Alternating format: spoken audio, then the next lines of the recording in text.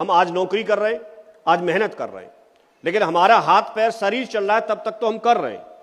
लेकिन जिस समय शरीर नहीं काम करेगा उस समय क्या करेंगे?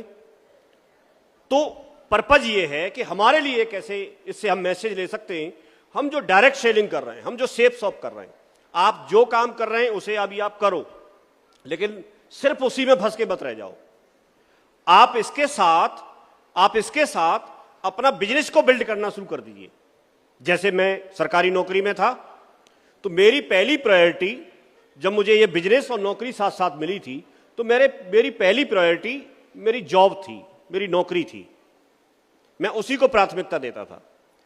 लेकिन धीरे धीरे जब मैं इस बिजनेस में काम करना शुरू किया, इसकी ट्रेनिंग लेना शुरू किया, यहां पर सफल लोगों की सक्सेस स्टोरी को सुनना शुरू किया, इस डायरेक्ट सेलिंग इंडस्ट्री के बारे में धीरे धीरे करके अवेयरनेस हुई, जानकारी हुई, तो मेरी प्रायोरिटी फिर वो न रह करके वो सेकंड प्रायोरिटी बन गई और फर्स्ट प्रायोरिटी मेरा ये बिजनेस बन गया, पहली प्रायोरिटी बन गया।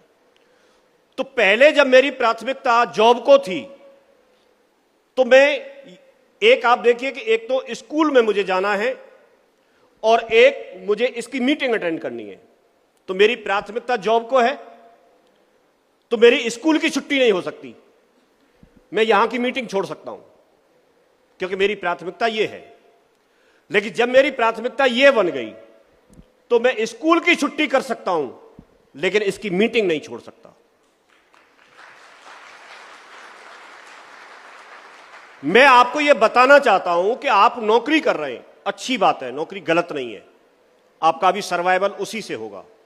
आप कहीं से कोई मेहनत मजदूरी करके, ट्यूशन करके, कुछ और काम करके, कोई बिजनेस करके, दुकान चला के आप कहीं से 5,000, 10,000, 20,000, 50,000 आप पैसे कमाते हैं, आप उसको कमाइए।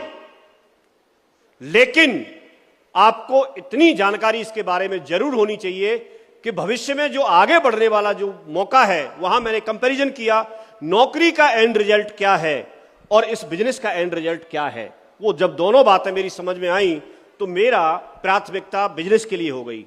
आप भी उस चीज को देखिए कि आप जो नौकरी करते हैं हमें नहीं मालूम, आप जो बिजनेस करते हैं हमें नहीं मालूम, उसका एंड रिजल्ट क्या है।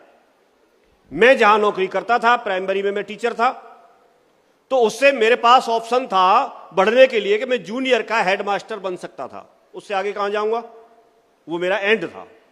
मेरी जो महीने की इनकम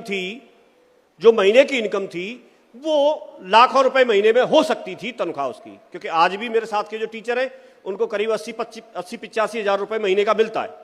लेकिन अभी और आगे जॉब करेंगे तो लाखों में हो जाएगा। तो लाखों रुपए महीने की मेरी इनकम हो सकती थी और मैं जूनियर